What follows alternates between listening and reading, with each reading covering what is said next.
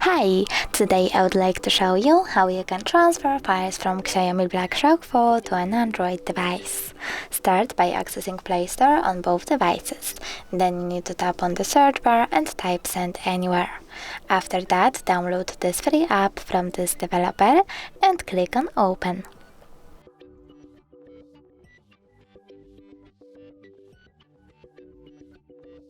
Now select I accept. Click on Confirm, Continue and finally Allow.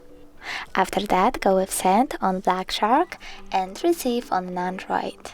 Now you need to select all of those dots and choose Send in order to transfer all of your data.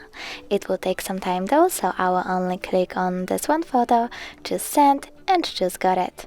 From here we have two connection ways. You can input this key over here and tap on Receive or scan QR code. In order to scan it, click on the scanning icon on an Android, select Allow and point your camera at the code.